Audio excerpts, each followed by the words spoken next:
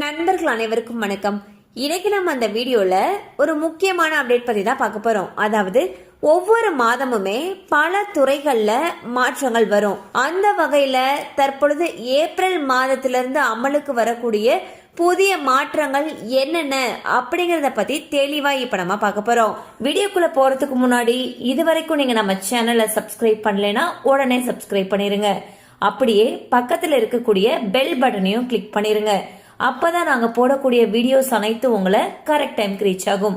இப்ப வாங்க வீடியோக்குள்ள போலாம். சோ வரக்கூடிய ஏப்ரல் 1ஆம் தேதியிலிருந்து இந்தியால பணம் சம்பந்தப்பட்ட விஷயங்கள்ல பெரிய அளவு மாற்றங்கள் வரத்துக்கு இருக்கு. சோ பேன் கார்டு ரிலேட்டடா நிறைய மாற்றங்கள் வரத்துக்கு இருக்கு. அந்த வகையில இதுக்கு முன்னாடி வரைக்கும் பேன் கார்டு அப்ளை பண்றோம் அப்படின்னா அதுக்கு ஆதார் கார்டு இருந்தா மட்டுமே போதுமானதாக இருந்தது. தற்பொழுது அதாவது ஏப்ரல் 1ஆம் தேதியில இருந்து பாத்தீங்கன்னா பேன் கார்டு புதுசா அப்ளை பண்றதுக்கு ஆதார் கார்டோட சேர்த்து நம்மளுடைய பர்த் சர்டிபிகேட்டையும் கட்டாயமாக்கி இருக்காங்க. அடுத்ததா நம்ம சில விஷயங்களுக்கு பேன் கார்டை கண்டிப்பா சப்மிட் பண்ணணும்னு சொல்லியிருக்காங்க. அது என்னென்ன விஷயம்னு சொல்லி பாத்தீங்கன்னா, வங்கியில போயிட்டு ஒரு 10 லட்சம் ரூபாய்க்கு மேல நீங்க டெபாசிட் பண்றீங்கன்னா கண்டிப்பா பேன் கார்டு கையில வச்சிருக்கணும்.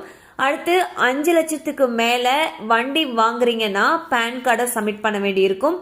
20 லட்சத்துக்கு மேல சொத்து வாங்கினாலும் சரி விற்றாலும் சரி அதுக்கும் பேன் கார்டு அப்படிங்கறது கட்டாயமாக்கப்பட்டிருக்கு. அது மட்டும் இல்லாம இப்ப ஹோட்டல்ல சாப்பிட்டாலும் இல்ல கல்யாணம் இல்ல பார்ட்டி இதுல எல்லாம் போயிட்டு 1 லட்சம் ரூபாய்க்கு மேல செலவு பண்றோம் அப்படின்னா அங்கேயும் கண்டிப்பா பேன் கார்டு கேட்பாங்க.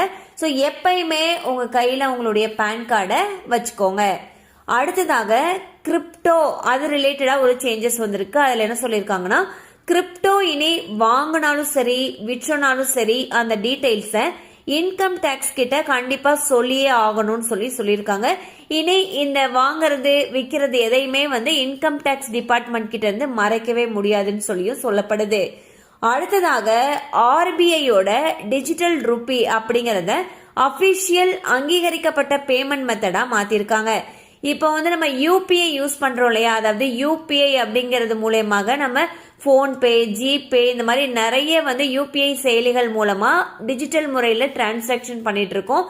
அந்த வகையில ஆர்பிஐ உடைய டிஜிட்டல் ரூபி அப்படின்னு சொல்லக்கூடிய சிபிடிசி இப்போ அபிஷியல் பேமெண்டா அங்கீகரிக்கப்பட்டிருக்கு.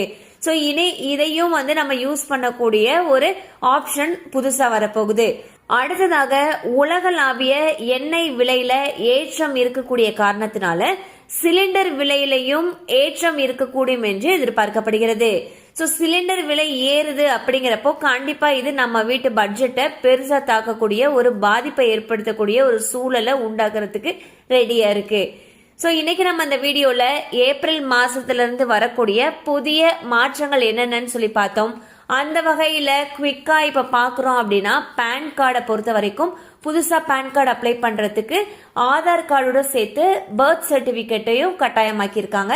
அடுத்ததா பேன் கார்டை பாத்தீங்கன்னா நம்ம வங்கியில போயிட்டு 10 லட்சத்துக்கு மேல டெபாசிட் பண்றப்போ இல்ல 5 லட்சத்துக்கு மேல புதுசா நீங்க ஏதோ ஒரு வண்டி வாங்குறப்போ இல்ல 20 லட்சத்துக்கு மேல சொத்து வாங்குறப்போ அல்லது விக்கிறப்போ இல்ல ஏதாவது நீங்க ஹோட்டல்ல போயிட்டு பார்ட்டி பண்ணிட்டு 1 லட்சத்துக்கு மேல பில்லு வந்துச்சு அப்படின்னா அதுக்கும் பேன் கார்டு இனி கேட்பாங்க. ஸோ எப்பயுமே நம்ம கையில பேன் கார்டு வச்சிருக்கணும்.